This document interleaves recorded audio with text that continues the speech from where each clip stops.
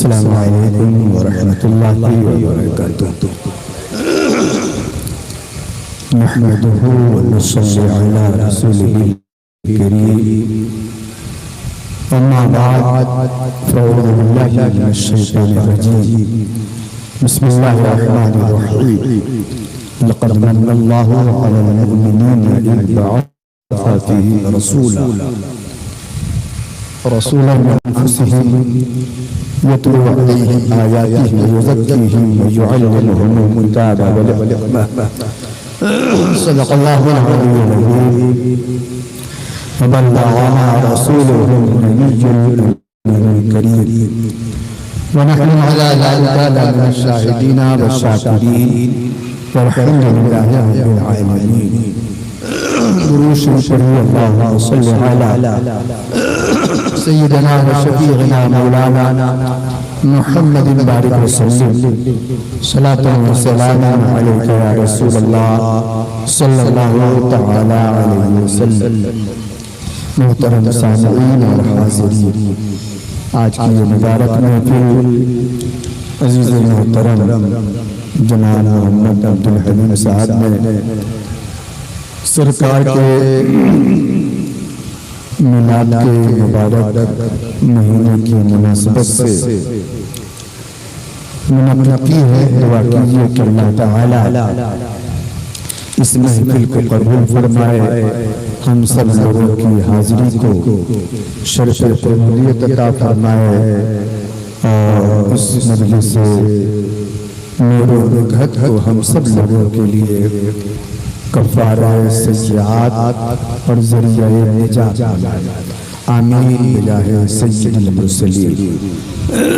میرے نور پر عزیز محترم حضرت مولانا قاری جہانگیر صاحب تشریف فرما ہیں۔ عزیز گرامی، حضرت مولانا قاری جاوید اختر صاحب کا ولولہ انگیز خطاب آپ نے سنا، اور ہمارے قاری صاحب جو آپ کی مسجد کے امام صاحب مدرسے کے استاد ہیں، وہ بھی تشریف فرما ہے، اور مدرسہ کے طلباء سے بھی آپ نے ان کی نعت خوانی سماعت فرمائی۔ چند دنوں کے لیے، تھوڑی دیر کے لیے میں بھی آپ کے درمیان حاضر ہوا، چند باتیں نہایت سکون اور اطمینان کے ساتھ سننے کی کوشش فرمائے۔ میلاد شریف عربی کا لفظ ہے، اس کا معنی ہوتا ہے پیدا ہونا، اور ایک اور لفظ ہے مولود، اس کا معنی بھی ہوتا ہے پیدا ہونا۔ پرانے زمانے میں مولود کہتے تھے، مولود شریف، بعد میں عام طور پر میلاد، اس لیے مولود کے نام سے بھی ہمارے بزرگوں نے کتاب لکھی ہے، اور میلاد کے نام سے بھی کتاب لکھی ہے۔ میلاد نامہ اکبری سنا ہوگا آپ نے، میلاد نامہ مولانا عبدالسمیع بیدل رامپوری کتاب ہے، انوار ساتیہ در بیان مولود و فاتحہ۔ پیدا ہونا مطلب کیا ہے؟ ایسی محفل جہاں حضور کے پیدائش کا ذکر، ایسی مجلس جہاں سرکار کے میلاد کا تذکرہ ہو، ان کی طفولیت کا، بچپن کا ذکر ہو، ان کی رضاعت کا ذکر ہو، ان کی سیرت کا ذکر ہو، اس محفل کو محفل میلاد شریف کہتے ہیں۔ ایک کو ختم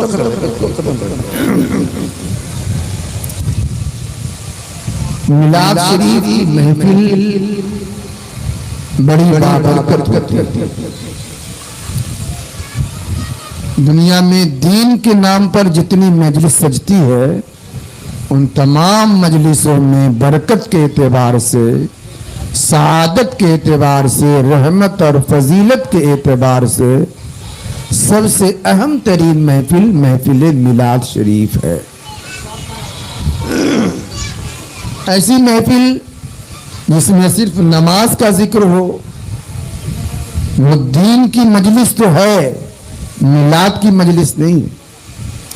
ایسی محفل جس میں صرف روزہ، حج و زکوٰۃ، اخلاق وغیرہ کا تذکرہ ہو، وہ دینی محفل تو کہلا سکتی ہے، محفل میلاد شریف نہیں۔ محفل میلاد شریف اس محفل کو کہتے ہیں جس میں سرکار کا میلاد پڑھا جائے، جس میں سرکار کی ولادت کا ذکر ہو۔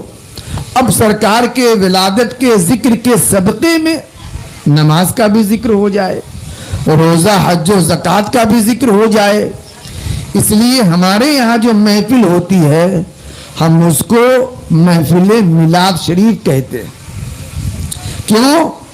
تمام محفلوں میں سب سے عظمت والی محفل محفل میلاد شریف ہے، اور محفل منعقد کرنے والے کا اصل مقصد ہوتا ہے سرکار کا میلاد پڑھنا۔ اور سرکار کا میلاد پڑھنا یہ سرکار کی آمد پر خوشی منانا ہے، حضور کی ولادت کا تذکرہ کرنا، حضور کے آنے کی خوشی منانا ہے۔ اور ان کے آنے کی خوشی منانا کیوں ضروری ہے؟ اس لیے ضروری ہے کہ اللہ تعالی نے فرمایا کہ جب تم کو کوئی نعمت ملے تو نعمت کا چرچا کرو۔ اللہ نے فرمایا جب تجھے کوئی فرحت ملے تو اللہ کا شکر ادا کرو، جب تجھے کوئی اللہ کا فضل ملے تو اللہ کا شکر کرو۔ حضور صلی اللہ تعالی علیہ وسلم اللہ کی نعمت بھی ہے، اللہ کا فضل بھی ہے، باعث فرحت بھی ہے۔ تو جب اللہ کی نعمت ہے تو حضور کا ذکر کرنا، اللہ کی دی ہوئی نعمت کا چرچا کرنا ہے۔ اللہ کا فضل ہے تو ان کا میلاد پڑھنا، سرکار کے میلاد پر خدا کا شکر ادا کرنا ہے کہ اگر مصطفیٰ نہ آتے تو ہم گمراہی کے دلدل میں بھٹکتے رہتے، توحید کا مرکز بتوں کا مسکن بن گیا تھا، انسانیت بھول چکا تھا۔ تو آج دنیا جو ایک نئے رنگ ڈھنگ میں نظر آ رہی ہے اور ایک سالے افکار و نظریات کے ساتھ دنیا نظر آ رہی ہے، یہ سب کچھ صدقہ ہے رسول گرامی وقار صلی اللہ تعالی علیہ وسلم کے میلاد شریف کا۔ میلاد پڑھنا دنیا کے اعتبار سے بھی فائدہ مند ہے اور آخرت کے اعتبار سے بھی فائدہ مند ہے۔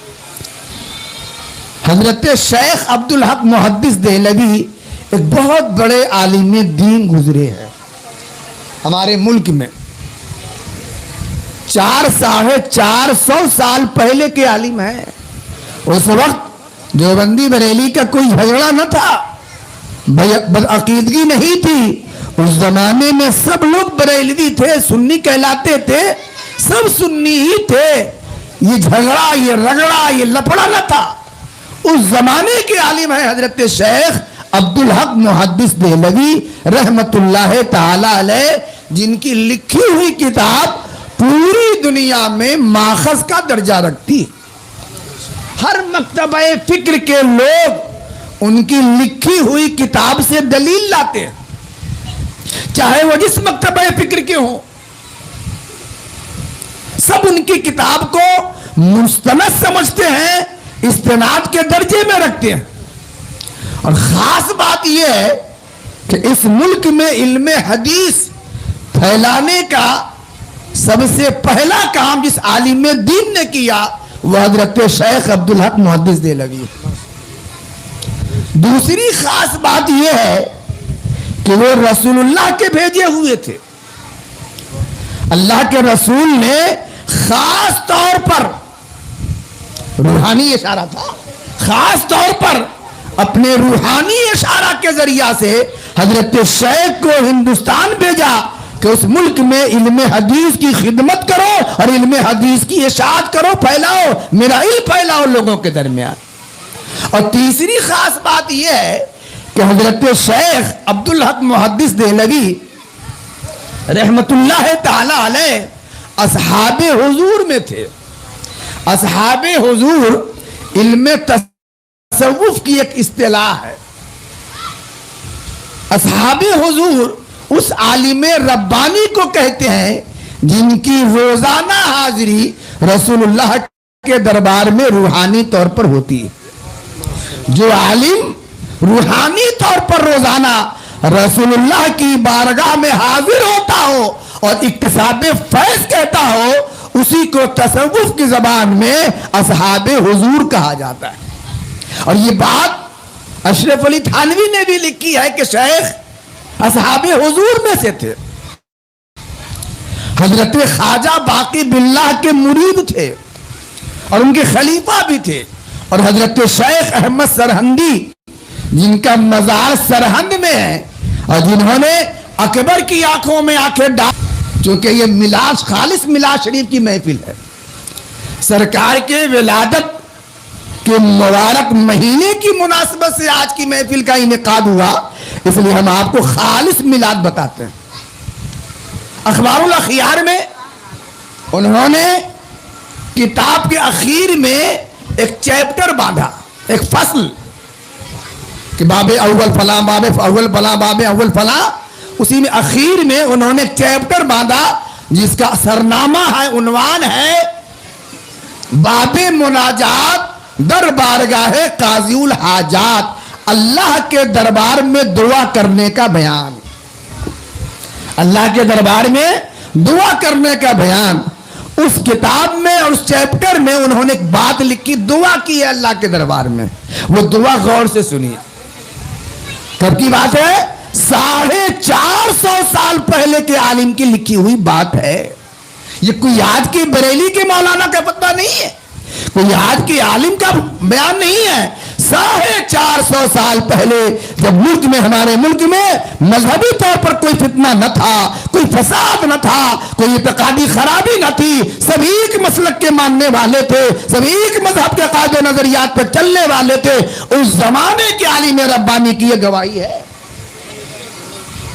لکھتے ہیں کہ اللہ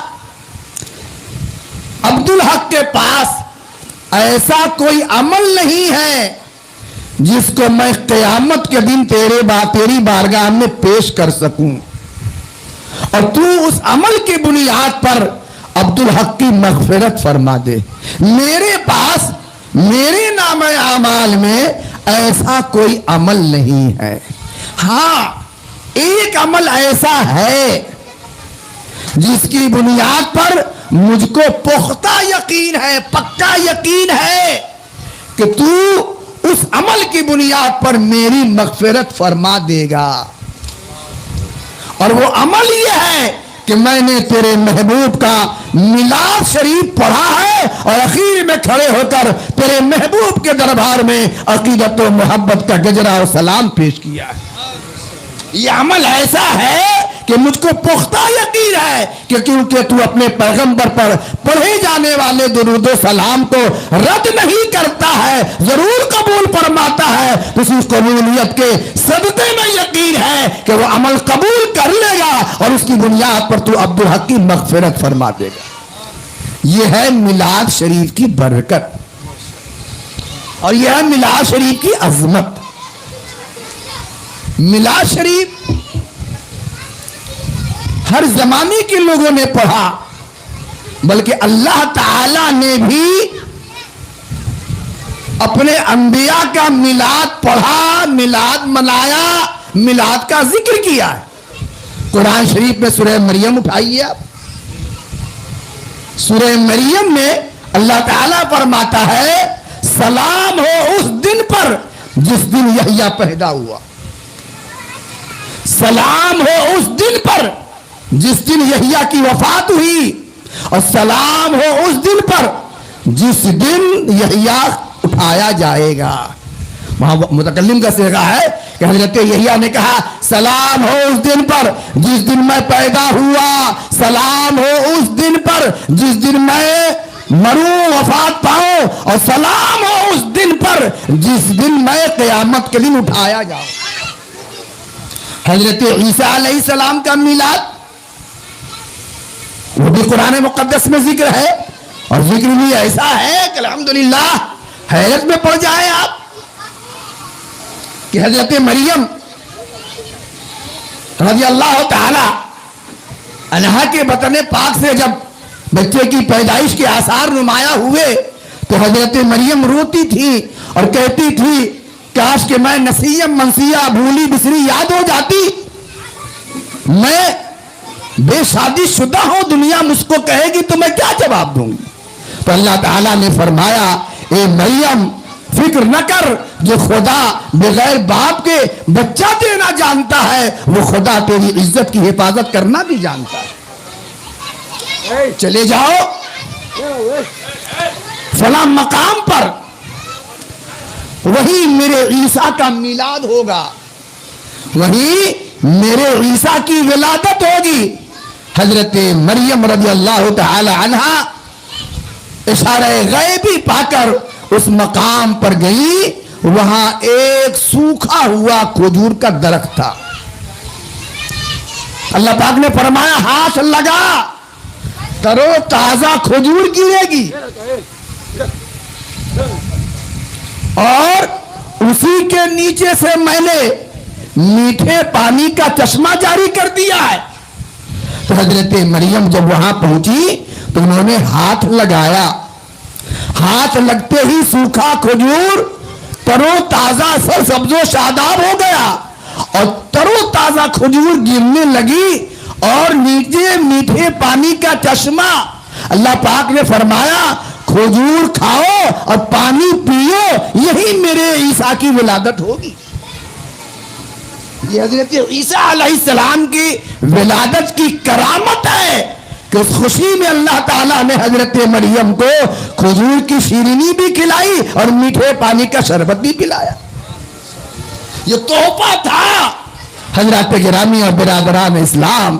یہ تو حضرت عیسیٰ کا میلاد ہے، پر مصطفیٰ کا میلاد یہ ہے کہ جب مصطفیٰ کا میلاد ہوا، جب ولادت ہوئی تو اللہ نے وہاں کھجور کھلایا مریم کو، یہاں اللہ نے اپنے محبوب کے میلاد کی خوشی میں اس سال ہر عورت کی گود میں بیٹے بانٹے۔ روایتوں میں آتا ہے کہ اس سال میرے نبی کا میلاد ہوا، ان کی ولادت ہوئی، اللہ تعالیٰ نے ہر ماں کی گود میں بیٹا عطا فرمایا۔ اچھا، حضرت مریم رضی اللہ تعالی عنہا جب اپنے بچے کو لے کر چلی اپنی آبادی میں تو لوگوں نے کہا اے مریم یہ تو نے کیا کیا؟ تیری ماں حنا ایسی نہ تھی، تیری شادی نہ ہوئی، اور تیری گود میں یہ بچہ کہاں سے آیا؟ تو اللہ تعالیٰ نے حکم دیا تھا کہ جب لوگ پوچھے تو منہ سے جواب نہ دینا، کہنا کہ میں نے اشارے سے کہ آج نہ بولنے کا میں نے روزہ رکھا ہے، پوچھے تو اسی بچے کی طرف اشارہ کر دینا۔ حضرت مریم گئی، لوگوں نے پوچھا تو حضرت مریم نے اشارہ کیا، فاشارت الیہ، اس 2.5 دن کے بچے 3 دن کے بچے حضرت عیسیٰ کی طرف حضرت مریم نے اشارہ کیا تو قوم نے کہا کیف نکلم من کان فی المہد صبیا، اے مریم یہ کیا بات کرتی ہو، یہ 3 دن کا بچہ ہے، 2.5 دن کا بچہ ہے، پالنے میں جھول رہا ہے، اس سے ہم بات کیسے کریں؟ حضرت مریم نے اشارے سے کہا جو پوچھنا ہے اسی سے پوچھ، ہم سے نہ پوچھ۔ تو لوگ مجبور ہوئے تو ان سے حضرت عیسیٰ سے جن کی عمر 2.5 دن کی، جن کی عمر 3 دن کی ہے، ان سے لوگوں نے پوچھا تو حضرت عیسیٰ علیہ السلام ماں کی گود میں ہے، قوم کے پوچھنے پر بول پڑے۔ لوگوں نے پوچھا کون ہو تو، کہاں سے آیا؟ تو حضرت عیسیٰ کہنے لگے انی عبداللہ، میں اللہ کا بندہ ہوں، آتانی الکتاب، میں سادہ پوزیشن میں نہیں آیا، اللہ نے مجھ کو کتاب عطا فرمایا، وجعلنی نبیا، اور مجھ کو نبی بنا کے دنیا میں پیدا فرمایا۔ یہ کون ہے؟ حضرت عیسیٰ علیہ السلام۔ دیکھیے آپ نے ان کی ولادت، مصطفیٰ کو دیکھ لی۔ سرکار کا میلاد انوکھا میلاد ہے، آپ کی ولادت انوکھی ہے۔ یہ حضرت عیسیٰ کے میلاد کا ذکر ہے جو قرآن نے کیا ہے۔ سرکار کا میلاد دیکھیے، نبی کریم سید عالم صلی اللہ تعالی علیہ وسلم جب پیدا ہوئے تو حضرت آمنہ کہتی ہے خرج منی نورن، یا خرج من بطنی نورن، میرے پاس سے ایک نور نکلا اور اتنی روشنی کہ میں نے شام کے محلات اس روشنی میں دیکھ لی۔ کہاں مکہ شریف اور کہاں شام، سینکڑوں ہزاروں کلومیٹر کی دوری۔ مصطفیٰ کی ولادت کے وقت نور ایسا چمکا کہ شام کے محلات روشن ہو گئے۔ حضرت آمنہ کہتی ہے میں نے آنے والے نومولود کو دیکھا تو کہا سر میں تیل پڑا تھا، مدہونن، حدیث میں جو آئے الفاظ سیرت میں تیل لگا ہوا تھا۔ بالوں پہ غور کیا تو کنگھی پڑی ہوئی تھی اور ریشم کے کپڑے میں لپٹے ہوئے تھے، ناپ بریدہ تھے، مختون تھے، خوشبو سے پورا بدن بس رہا تھا۔ اور چند ہی لمحے میں میں نے دیکھا کہ وہ آنے والا بچہ اپنا سر اور اپنی پیشانی زمین پہ رکھے ہے اور ہاتھ اٹھائے ہیں اور دعا کر رہا ہے رب حبلی امتی، رب نے حبلی امتی۔ میرے بھائی کیا کہہ رہے ہیں مصطفیٰ؟ اے اللہ میری امت کو میرے حوالے کر دے، بخش دے۔ وہ حضرت عیسیٰ کا میلاد کہ حضرت عیسیٰ جب بچپن میں بول رہے ہیں تو ماں سے تہمت دور ہو رہی ہے، ہم مصطفیٰ بول رہے ہیں تو امت کی مغفرت ہو رہی ہے۔ نادان کہتے ہیں 40 سال کے بعد نبوت ملی ہے، حضرت عیسیٰ کہتے ہیں جعلنی نبیا، 2.5 دن کا بچہ ہو مگر نبی بن کے آیا ہوں، 2.5 دن کا بچہ مگر نبی بن کے آیا ہو۔ حضرت گرامی جب حضرت عیسیٰ اللہ کی طرف سے نبی بن کے آئے ہیں تو مصطفیٰ 40 سال کے بعد نبی ہوئے۔ امام الانبیاء 40 سال کے بعد مصطفیٰ نے پیدائش کے وقت یہ مسئلہ حل کر دیا۔ نادان کہیں گے کان نہ دھرنا، کہا رب حبلی امتی، امت جو ہوتی ہے وہ نبی کی ہوتی ہے۔ مصطفیٰ بوقت ولادت دعا کر کے بتا رہے ہیں میں نبی 40 سال کے بعد بنایا نہ جاؤں گا، میں نبی بن کے آیا ہوں، تبھی تو امت کے لیے دعا کرتا ہوں۔ اور نبی کریم سید عالم صلی اللہ تعالی علیہ وسلم کی جب ولادت باسعادت ہوئی تو آپ نے سنا ہے حضرت حلیمہ کا واقعہ، سنا ہے حضرت حلیمہ کا واقعہ۔ حضرت گرامی اور برادران اسلام، سرکار کی کا میلاد نہایت باعث خیر و برکت۔ یہ کیوں ذکر ہوتا ہے سرکار کا میلاد؟ کیوں ہوتا ہے؟ سرکار آئے تو ایسے ہوا ویسے ہوا ویسے ہوا، کیوں ہوتا ہے؟ در حقیقت سرکار کا میلاد پڑھنا فروغ محبت رسول کی تحریک ہے، یعنی اس لیے میلاد پڑھا جائے کہ اس کے ذریعہ سے عشق رسول کا جذبہ جاگتا ہے، رسول اللہ کی محبت کے سوتے جاگتے ہیں، رسول اللہ کی محبت سے دل بھرتا ہے۔ سرکار کا میلاد جتنا پڑھا جائے گا محبت رسول کا چراغ اتنا ہی روشن ہوگا۔ اب اگر کوئی میلاد سے انکار کرتا ہے گویا وہ محبت رسول کی تحریک کو ختم کرنا چاہتا ہے، ہم سرکار کی محبت کو بڑھانا چاہتے ہیں، اس لیے میلاد مصطفیٰ کی محفلیں سجایا کرتے ہیں۔ سرکار دو عالم صلی اللہ تعالی علیہ وسلم سے بڑھ کر اس دنیا میں کوئی ایسا نہیں ہے جس سے محبت کی جائے۔ اگر کوئی محبت کا اصل مستحق ہے تو وہ ہمارے مصطفیٰ صلی اللہ تعالی علیہ وسلم۔ ان سے اگر محبت نہ کرے کوئی تو کس سے کرے؟ قرآن نے کہا نا دوسرے پارے میں کما ارسلنا فیکم رسولا منکم، جیسا کہ ہم نے تم میں بھیجا ایک رسول جو تمہیں میں سے ہے۔ یہ آیت آئی ہے تحویل قبلہ کے آیت کے بعد، یعنی پہلے اللہ تعالیٰ نے قبلہ کی تبدیلی کا ذکر کیا کہ پہلے بیت المقدس تھا، بعد میں کعبہ قبلہ بنا، اور اس آیت کے بعد اللہ نے یہ آیت اتاری کہ پھر ہم نے رسول اللہ کو بھیجا۔ سوال یہ ہے کہ قبلہ کے بعد یعنی کعبہ کے بعد مصطفیٰ کا ذکر اللہ نے کیوں کیا؟ علماء فرماتے ہیں کعبہ کے بعد مصطفیٰ کا ذکر اللہ نے اس لیے کیا کہ بتانا ہے کہ کعبہ بھی قبلہ ہے اور مصطفیٰ بھی قبلہ ہے۔ کعبہ قبلہ سر ہے، مصطفیٰ قبلہ دل ہے۔ مصطفیٰ قبلہ دل ہے، سر بنا ہے اس لیے کہ جھکے خدا کے دربار میں تاکہ سجدہ اور عبودیت کا اظہار ہو۔ دل بنا ہے مصطفیٰ کے لیے، جھکے مصطفیٰ کی بارگاہ میں تاکہ محبت کا حق ادا ہو۔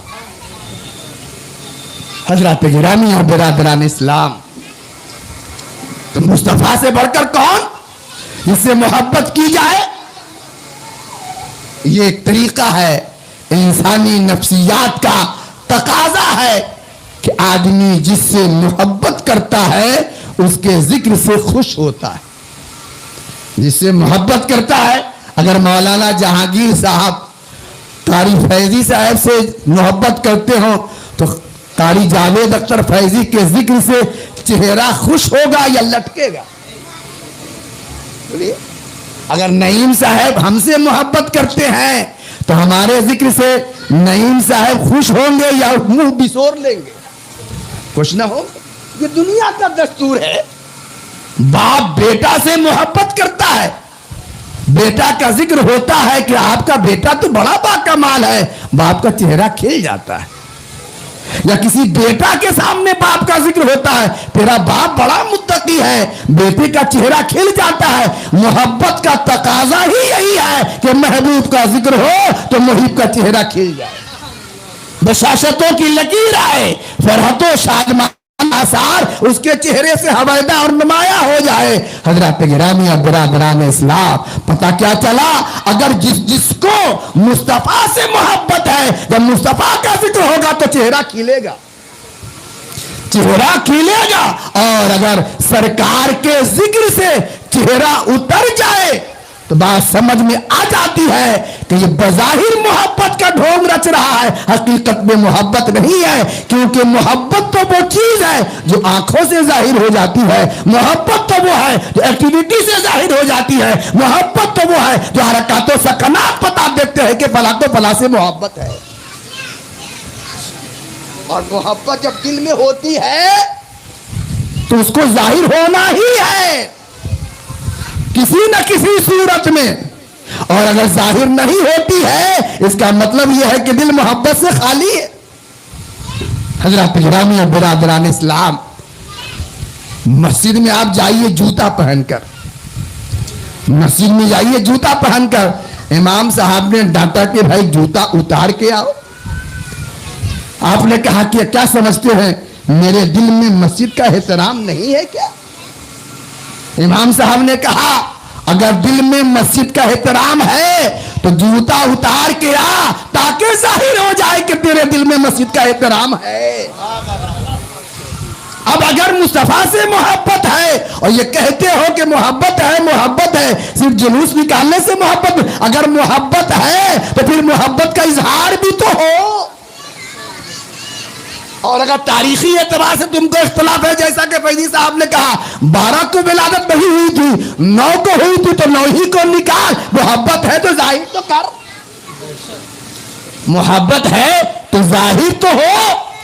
یہ کیسی محبت ہے کہ 80 سال زندگی گزر گئی، مصطفیٰ کے ذکر سے چہرے پر کبھی خوشی کا اثر نہ آیا؟ یہ کیسی محبت ہے کہ سرکار کے ذکر سے 90 سال تک تیرا چہرہ لٹکا ہی رہا، کبھی تو فرحت کیا کی نشانی تمہارے چہرے پہ ظاہر ہوتی؟ اس لیے محبت کا تقاضا یہ ہے کہ جس کو جس سے محبت ہوتی ہے، محبوب کے ذکر سے محبت، محب کا چہرہ کھل ہی جاتا ہے۔ عبداللہ ابن عمر رضی اللہ تعالی عنہ کا ایک مرتبہ پیر سن ہو گیا، بخاری میں ہے، صحیح البخاری میں ہے، پیر سن ہو گیا۔ سن سمجھ رہے ہیں نا، کبھی کبھی سن ہو جاتا ہے نا، سن ہو گیا تو کسی نے حضرت عبداللہ ابن عمر سے کہا جس سے سب سے زیادہ محبت کرتے ہیں ان کا تذکرہ کیجئے، جن سے سب سے زیادہ ذکر محبت کرتے ہیں ان کا تذکرہ کیجئے، ان کا ذکر کیجئے۔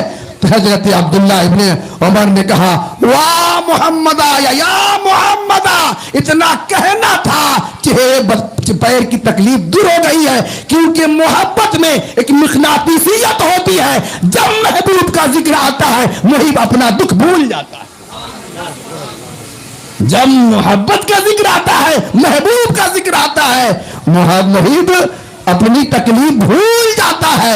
حضرات گرامی اور برادران اسلام، آپ صحابہ کو نہیں دیکھتے، حضرت خبیب کو پھانسی پہ چڑھا دیا مکہ والوں نے، تنعیم میں پھانسی پہ چڑھا دیا، نکلنے کی کوئی راہ نہ تھی، بچے کیسے؟ تو محبت والوں کا طریقہ دیکھیے، انہوں نے کہا کہ اب تو بچ نہیں سکتا، تختہ دار پہ لٹکا دیا ہے ان لوگوں نے، تو انہوں نے اپنا چہرہ حضور کی طرف کر لیا، جدھر سرکار کا مکان تھا جدھر تھے اس طرف کر لیا کہ کم از کم بوقت شہادت چہرہ تو سرکار کی طرف ہو، قبلہ دل ہے۔ کوئی کافر مشرک ٹال گیا کہ اچھا خبیب نے اپنا چہرہ محمد الرسول اللہ صلی اللہ تعالی علیہ وسلم کی طرف کر لیا ہے، تو چہرہ گھما دیا، چہرہ گھما دیا، کہنا ادھر رک کرو، ادھر رک کرو، ادھر رک کرو۔ تو حضرت خبیب نے کہا ارے نادانو، چہرہ تو ان سے ہٹا لیا ہے، دل کیسے ہٹاؤ گے؟ چہرہ نے ہٹایا ہے، دل کیسے ہٹاؤ گے؟ حقیقت میں محبت کا مرکز تو دل ہے، چہرہ تو ظاہر ہونے کی ایک علامت ہے۔ محبت تو چہرے میں نہیں ہوتی ہے، محبت دل میں ہوتی ہے، چہرے سے ظاہر ہوتی ہے۔ تو تم نے چہرہ اس قبلہ سے پھیر لیا ہے، دل کو کیسے پھیرو گے؟ تو محبت کو سمجھنا چاہیے۔ میلاد کا انکار کرنے والے محبت سے خالی ہیں، محبت سے خالی ہیں، اور جو دل سرکار کی محبت سے خالی ہو وہ دل نمازی ہو سکتا ہے، مومن نہیں ہو سکتا، وہ انسان حاجی ہو سکتا ہے مگر مومن نہیں ہو سکتا۔ حدیث میں آتا ہے الا لا ایمان لمن لا محبت له، اس کا ایمان ہی نہیں ہے جس کے دل میں رسول اللہ کی محبت نہیں ہے۔ بخاری کی حدیث ہے لا یؤمن احدکم حتی اکون احب الیہ من والدہ وولدہ والناس اجمعین، کوئی مومن بن ہی نہیں سکتا جب تک کہ سب سے زیادہ رسول اللہ سے محبت نہ کرے۔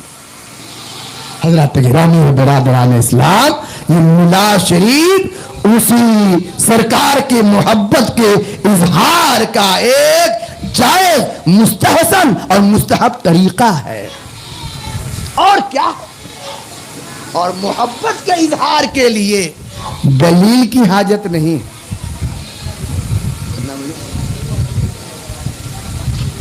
محبت کے اظہار کے لیے دلیل کی حاجت نہیں ہے۔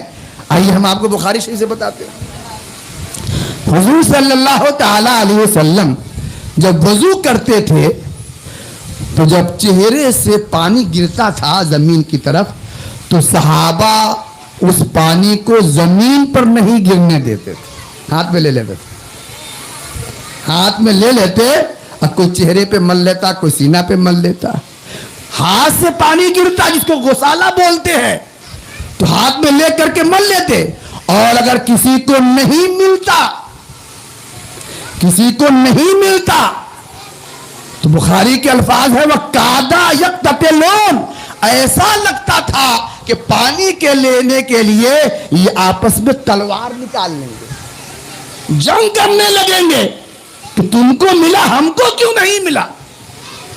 اللہ کے رسول صلی اللہ تعالی علیہ وسلم نے ایک مرتبہ سر حلق فرمایا، غالباً حج کا موقع تھا، حجۃ الوداع کا، سر حلق فرمایا، چھلایا، ترشوایا، اور حضرت طلحہ کو بال دیا کہ جاؤ لوگوں میں تبرک بانٹ دو۔ اس کے لیے جنگ و جدال کی نوبت آ گئی۔ میں عرض کرنا چاہوں گا حضور جب تھوک پھینکتے تھے لوگ تو صحابی ہاتھ میں لے لیتا تھا، ناک صاف کرتے تھے سرکار، صحابی ہاتھ میں لے لیتا تھا۔ قرآن نے کہیں کہا ہے کہ میرا مصطفیٰ، میرے محبوب محمد رسول اللہ جب وضو کریں تو ان کے پانی کو زمین پہ نہ گرنے دینا؟ قرآن نے کہیں لکھا ہے کہ جب وہ بال ترشوائیں تو بال کو تبرک کے طور پہ رکھ لینا؟ یا کبھی رسول اللہ نے ایسا حکم دیا ہو کہ جب میں وضو کروں تو پانی لے لینا، چہرے پہ مل لینا؟ کبھی حضور نے کہا؟ نہیں کہا، نہ قرآن نے کہا، نہ خدا نے کہا، نہ رسول اللہ نے کہا، پھر بھی صحابہ کرتے تھے، پھر بھی صحابہ کرتے تھے۔ کیوں؟ یہ احترام کا طریقہ تھا، یہ محبت کے اظہار کا طریقہ تھا، یہ جذبہ عقیدت تھا، یہ الفت کا جذبہ تھا۔ عقیدت و احترام کے اظہار کے لیے اور محبتوں کے اظہار کے لیے دلیل کی حاجت نہیں ہے۔ شریعت کے حد کے اندر جہاں تک گنجائش ہے وہاں تک احترام کا طریقہ اپنایا جاتا ہے۔ آپ کے گھر میں بیٹا پیدا ہوا، نوکری ملی، آپ چاہتے ہیں کہ ہم لوگوں کو بلا کر اپنے بچے کی ولادت کے موقع پر کھانا کھلائیں۔ عقیقہ کی بات میں نہیں کر رہا، کیونکہ عقیقہ ثابت بالشرع ہے۔ ایسے چاہ رہے ہیں کہ میں لوگوں کو بلا کے کھانا کھلاؤں، یا نوکری ملی، آپ چاہتے ہیں کہ ہم اپنے گھر پر کچھ مہمانوں کو بلائیں، کچھ ضیافت کریں، تو آپ مولانا جہانگیر صاحب سے پوچھتے ہیں، قاری صاحب سے پوچھتے ہیں کہ ہم چاہتے ہیں کچھ لوگوں کو کھانا کھلائیں، جائز ہے کہ ناجائز ہے؟ پوچھتے ہیں؟ کیوں نہیں پوچھتے ہیں؟ اس لیے نہیں پوچھتے ہیں کہ یہ تو عقل کہتی ہے کہ جائز ہے، اس میں ناجائز کی کون سی بات ہے؟ جو عقل کہتی ہے کہ جائز ہے۔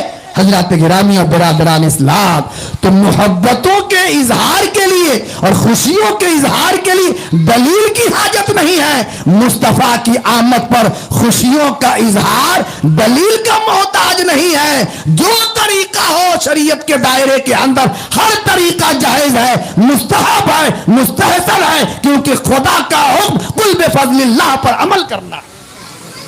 تو اللہ کی نعمت ملے تو چرچا کرو، اللہ کا فضل ملے تو شکر بجا لاؤ۔ میلاد پڑھنا اللہ کی نعمت کا چرچا کرنا ہے، میلاد پڑھنا اللہ کے فضل محمد رسول اللہ کا شکر ادا کرنا، ان کے آنے پر خدا کا شکر ادا کرنا ہے۔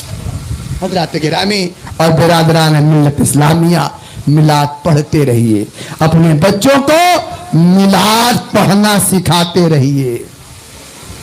اب میلاد بھی سنیت کی پہچان میں سے ایک پہچان بن گئی، ایک پہچان ہے، یہ میلادی مسلمان ہے، یہ میلادی مسلمان ہے۔ سرکار کا میلاد پڑھنے والا اگر آپ نے اپنے بچوں کے ذہن و فکر میں اور دل و دماغ میں سرکار کی محبت اس طور پہ منتقل نہ کی تو نہ معلوم کل کا بھوڑیا کس کے بچے کو اچک لے اور کس کو میلاد سے منحرف کر دے اور سرکار کے محبت سے منحرف کر دے، کہا نہیں جا سکتا۔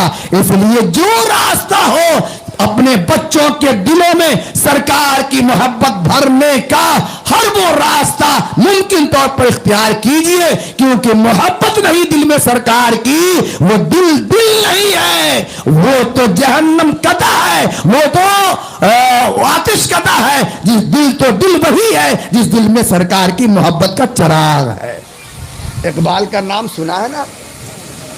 شریعت کی ساری تعلیمات کو نچوڑ کر جو رس اقبال نے دیا ہے وہ ایک شعر میں دیا ہے، ایک فارسی کا شعر ہے، ایک اردو کا شعر ہے۔ دو شعر میں اسلام کی پوری تعلیمات کا خلاصہ ہے۔ اردو کا شعر ہے کہ محمد سے وفا تو نے تو ہم تیرے ہیں، یہ جہاں کیا چیز لوح و قلم تیرے ہیں، اور فارسی کا شعر ہے بخدا برسا کہ دین ہماؤت گر بہو نہ رسیدی تمام بول حدیث اپنے آپ کو مصطفیٰ کے حوالے کر دو. اگر مصطفیٰ تک نہیں پہنچے نمازی ہو سکتے ہو, حاجی ہو سکتے ہو, مسلمان نہیں ہو. اللہ تعالیٰ اس محفل کو قبول فرمائے. درود شریف پڑھیں. اللہم صلی علی سیدنا و شفیعنا و مولانا محمد بارک وسلم صلاۃ و سلام علیک یا رسول اللہ صلی اللہ تعالی علیہ وسلم. اچھا, میں نے کہا نا کہ وہ قرآن شریف میں آیا کہ اس دن پر سلام ہو جس دن یحییٰ کی پیدائش, اور جس دن یحییٰ کی وفات ہو اس دن پر بھی سلام. تو آمد پر تو سلام سمجھ میں آتا ہے, وفات پر سلام کیسے ہے بھائی؟ کہ 12 اگر آنے کی تاریخ ہے تو 12 جانے کی بھی تاریخ. اچھا, امتحان بھی غضب کا ہے. یہ 12 تاریخ وفات متفقہ ہے اور تاریخ ولادت مختلف ہے. یعنی اس پر سب کا اتفاق ہے کہ 12 ربیع الاول شریف کو حضور کا وصال ہوا, اور 12 کو ولادت ہوئی. اس میں اختلاف 7 اقوال ہیں یا 9 اقوال ہیں. 2 رمضان کی بھی تاریخ آتی ہے. تو یہ امتحان ہے. قول مشہور یہ ہے کہ 12 ہے, اور اہل مکہ کا عمل یہ ہے کہ 12 ہے. تو تاریخ ولادت پر آنے پر تو سلام سمجھا جاتا ہے, جانے پر سلام کیوں سے سمجھا جائے؟ کوئی جائے اور تب سلام پڑھ کے, ہاں پیغمبر جا رہے ہیں تم نہیں جا رہے ہو. پیغمبر کا آنا بھی رحمت ہے, پیغمبر کا جانا بھی رحمت ہے. اور نہ بات سمجھ میں آئے تو نبی کریم سید عالم صلی اللہ تعالی علیہ وسلم کا وصال ہوا. سرکار کا وصال ہوا تو سرکار کی نماز جنازہ نہ پڑھی گئی. حضور کی نماز جنازہ اس طور پہ نہ پڑھی گئی جس طور پہ پڑھی جاتی ہے. ہوا کیا تھا؟ ہوا یہ تھا کہ مختلف جماعتیں بناتی گئی تھی, اور اللہ کے رسول کا جنازہ مبارکہ حضرت عائشہ رضی اللہ تعالی عنہا کے حجرہ مبارک میں رکھا ہوا تھا. 10 مرد جاتے, سلام پڑھتے, وہ نکل جاتے. جب مردوں کی جماعت ختم ہو گئی تو بچوں کی جماعت 10 کر کے جاتے, سلام پڑھتے, ایک جگہ جاتے, نکل جاتے. جب ان کی جماعت ختم ہوئی تو غلاموں کی جماعت, پھر ان کی جماعت ختم ہوئی, پھر عورتوں کی جماعت 10 جاتے اور سلام پڑھتے. اس دن پہ سلام ہو جس دن پیغمبر آتا ہے, اور اس دن پہ سلام ہو جس دن پیغمبر جاتا ہے.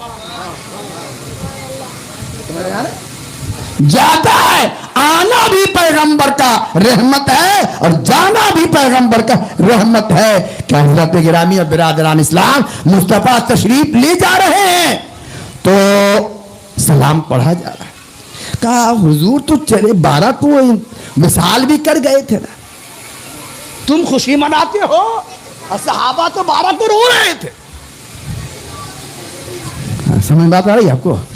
تو حضور کا جب وصال ہوا تو صدیق اکبر کی آنکھوں سے آنسو نکلے, حضرت عمر روئے, حضرت فاطمہ روئی, امہات المومنین روئی, پورا مدینہ رو رہا تھا. اور کیوں نہ روئے؟ روتا وہی ہے جس کے دل میں محبت ہوتی ہے. عزیز کے محبوب کے جانے سے دل تو روتا ہی ہے, آنکھوں سے آنسو نکلتے ہی پورا مدینہ رو رہا تھا. تو سرکار کے تاریخ وفات یعنی 12 کو پورا مدینہ رو رہا تھا, اور تم ہو کے سماچک خوشیاں منا رہے ہو. بس سمجھ میں آئی؟ صحابہ 12 ربیع الاول کو رو رہے تھے, مانا کہ وفات پہ رو رہے, مگر تھی تاریخ تو 12 ہی.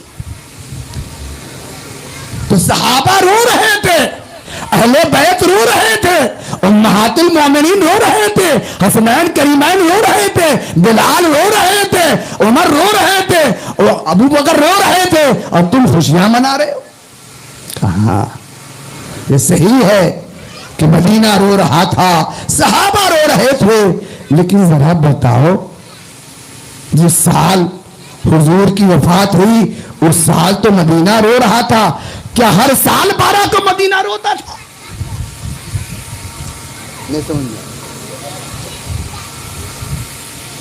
ارے جس سال حضور کا وصال ہوا مدینہ رو رہا تھا، پھر ایک سال کے بعد 12 کی تاریخ آئی کہ نہیں؟ اس 12 کو مدینہ رو رہا تھا کہ نہیں؟ اس کے بعد والا 12 میں رو رہا تھا کہ نہیں؟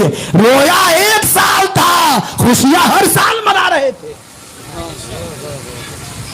رویا ایک سال تھا، خوشیاں ہر سال۔ کیا مطلب؟ مطلب یہ ہے کہ غم لمیٹڈ ہوتا ہے، خوشی انلمیٹڈ ہوتی ہے۔ غم چند دنوں کے لیے ہوتا ہے اور خوشیاں ہمیشہ کے لیے ہوتی ہے۔ مصطفیٰ کا جانا رحمت ہے، غم کا موقع تھا رویا، لیکن ہر سال خوشیاں مناتے تھے۔ جانا بھی رحمت ہے، آنا بھی رحمت ہے۔ حضرات گرامیہ، برادران ملت اسلامیہ، اور پھر آج کوئی کہتا ہے کہ روئیے تو کہے کرو گے بھائی؟ مصطفیٰ تو زندہ ہے، حیات النبی کے ہم قائل ہیں۔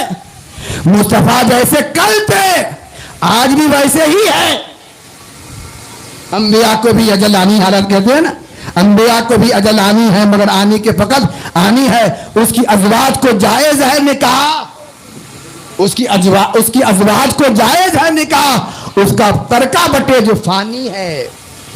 یعنی بیوی دوسرا نکاح کب کرتی ہے؟ جب شوہر مر جاتا ہے۔ مصطفیٰ اگر مر گئے ہوتے معاذ اللہ تو امہات المومنین دوسرا نکاح کر سکتی تھی، مگر نکاح جائز نہیں ہے ان کو۔ اور اگر مصطفیٰ وفات پا گئے تھے تو ترکہ سب کا بٹتا ہے، مصطفیٰ کا ترکہ بٹا نہیں۔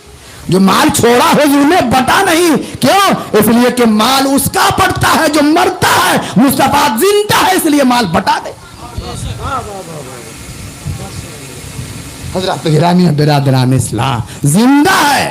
اب سوال یہ ہے کہ یہ کیا آپ نے رٹ لگا رکھی ہے؟ مصطفیٰ زندہ ہے، زندہ ہے، مردہ ہے، زندہ ہے، اس مسئلے میں کاہے کو الجھا رکھے ہو؟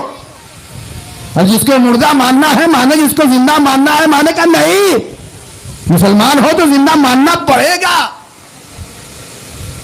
کہے زندہ ہے اس لیے زندہ نہ ہو، حالات کہتے ہیں نا، وہ جو نہ تھے تو کچھ نہ تھا، وہ جو نہ ہو تو کچھ نہ ہو۔ جان ہے وہ جہان کی، جان ہے تو جہان ہے، جان نہ ہو جس میں تو بدن نہیں ہے۔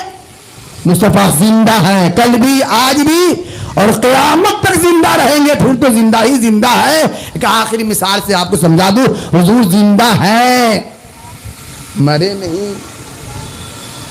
ایک آن کے لیے موت آئی تھی، کل نفس کا وعدہ پورا ہوا، پھر ہمیشہ کے لیے اللہ نے زندگی لوٹا دی۔ آپ نے سنا ہوگا، دیکھا ہوگا، جب کہیں شادی ہوتی ہے کسی بچی کی، بارات آتی ہے نا، دولہا آتا ہے، مگر بارات کے دولہا کے آنے سے پہلے گھر پر کچھ سجتا اجتا ہے کہ نہیں؟ ارے شامیانہ لگتا ہے نا، اب تو شامیانہ ختم ہو گیا، اب تو پنڈال لگتا ہے نا، کیا ہے ڈیکوریشن، اب پنڈال بھی ختم ہو گیا، اب ڈیکوریشن۔ پہلے شامیانہ تھا، اب ڈیکوریشن۔ کیسے بدلتا رہتا ہے لفظ، پہلے دلال کہلاتا تھا، اب ایجنٹ کہلاتا ہے، ہوتا ہے کہ نہیں ہوتا ہے؟ تو لفظوں کے بدلنے سے معنی نہیں بدل جاتا ہے بھائی، حقیقت نہیں بدل جاتی ہے۔ تو کیا ہے، شامیانہ لگتا ہے، ڈیکوریشن ہوتا ہے، کرسیاں بچتی ہیں، کھانے پینے کا انتظام ہوتا ہے، رولکس لگتا ہے، سجائے قمقمے لگتے ہیں۔ میں آپ سے عرض کرنا چاہوں گا، اس آپ کا ایک کائے کو ہوا کہ آنے والے دولہا کے استقبال میں، استقبال دولہا کا ہوتا ہے، اسی کے صدقے میں سب باراتیوں کا استقبال ہوتا ہے۔ دولہا نہ آئے اور باراتی آ جائے تو اہل محلہ بات سے خیریت لیتے ہیں۔ صحیح ہے کہ نہیں؟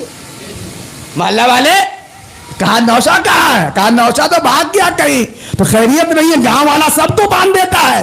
تو سارا استقبال کس کے لیے ہے؟ نوشا کے لیے، صدقہ اسی کے صدقے میں سب کے لیے ہے، تو سارا استقبال نوشا کے لیے۔ نوشا آیا، ڈیکوریشن رہا، سجاوٹ رہی، بتیاں رہی، لائٹنگ رہی، اور جب نوشا آ کر چلا گیا تو سجاوٹ بھی ختم، शामियाना भी हटा लिया गया। क्या मतलब? जिसके इस्तकबाल के लिए चीजें थी, जब तक वो रहा इस्तकबाल की चीजें भी रही, वो आकर चला गया इस्तकबाल की चीज भी हट जाती है। मुस्तफा जाने रहमत इस कायनाते हस्ती के नौशा है, दूल्हा है। जब वो ना आए थे, आने वाले थे, तो अल्लाह ने कायनात को उसी नौशा के लिए सजाया। जमीन का बिछौना बिछाया, आसमान का शामियाना लगाया, चांद तारों को चमकाया, गगन बनाया, कहकशा बनाया, गैलेक्सी बनाई है, समंदर बनाया, दरिया बनाया, पेड़ पौधों को बनाया, पहाड़ों को, कोसारों को बनाया, कलियों को चटकाया, फूलों को महकाया, हमको आपको सबको बनाया। कायनात को उसी नौशा के लिए अल्लाह ने सजा दिया। आने से पहले सजा दिया कि कायनात का दूल्हा आने वाला है। आज से 1500 साल पहले कायनात का वही नौशा आमना की गोद में 12 तारीख को आया ना? आया। उस उन्हीं के इस्तकबाल में कायनात बनी थी।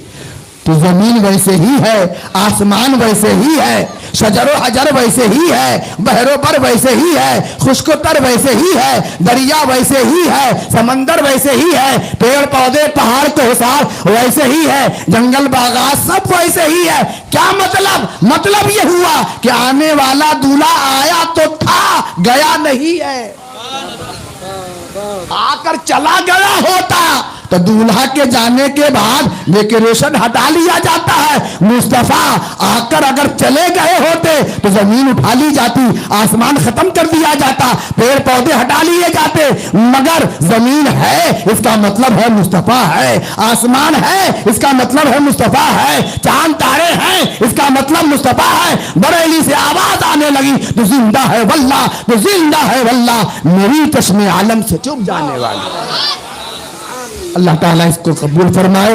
अस्तगफिरुल्लाह रब्बी मिन कुल्लि ज़म्बि व तूबु इलैहि, ला इलाहा इल्लल्लाहु मुहम्मदुर रसूलुल्लाह। खड़े हो जाइए और सरकार के दरबार में सलाम।